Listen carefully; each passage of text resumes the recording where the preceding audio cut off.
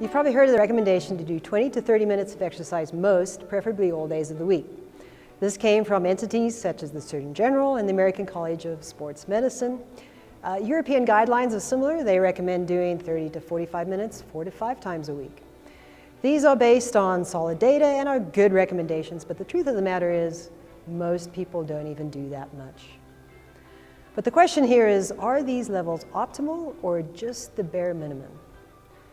As it turns out, the benefits of exercise are dose dependent up to a certain point, i.e. the more you do, the greater the benefit. For example, 60 minutes per week of exercise, or 20 minutes 3 times a week, like brisk walking, is associated with 3 to 9% reduction in risk of premature mortality.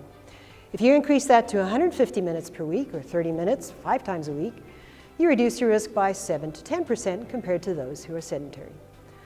Double that to 300 minutes a week, or about 42 minutes each day, you will reduce your risk even more, down to 14 to 19%. What about 60 minutes a day of moderate exercise? Well, that reduces risk even more, 24%. 90 minutes a day incurs even greater benefit. Thus, as you can see, there's increasing benefit with increasing levels of exercise. It's not necessarily linear in nature, but the more time you spend moving, the better. However, this was from moderate exercise levels like brisk walking. What about more vigorous exercise? Vigorous would be to exercise similar in intensity to like jogging or climbing up hills or vigorous hiking. So what the data show is that you can indeed spend less time exercising if the efforts are more intense. For example, if you spend 150 minutes a week doing vigorous exercise, the reduction in risk is 27% compared to 10% for the same amount of moderate exercise. 300 minutes of vigorous exercise is even better, reducing on average your risk by 39%. Incidentally, one review found that the reductions in risk of premature mortality were greater for women than for men. But doing 60 to 90 minutes a day sounds like a lot. So how do you get in the more ideal levels of exercise without you having to quit your job? One way to do this would be to blend more structured exercise that is more intense but short, and then increasing your daily movement throughout the day. For example, this can be achieved by doing 15 to 30 minutes of intense exercise in the morning, like jogging or interval training or hill climbing, combined with moving and walking throughout the day. This can be where using a device that quantifies your daily movement can be helpful.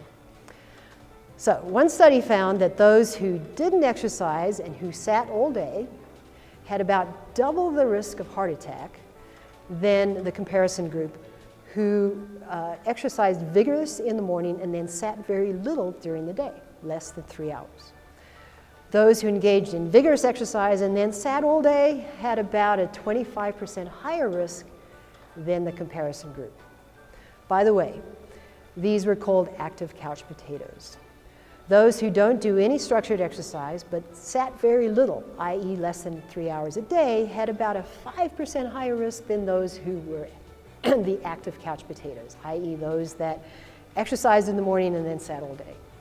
So as you can see, that when you combine vigorous exercise with sitting less and moving more throughout the day, this can really make a difference. Additionally, doing vigorous exercise is a good way to get in the most fitness bang for your exercise time. And you don't need to be super fit to do this.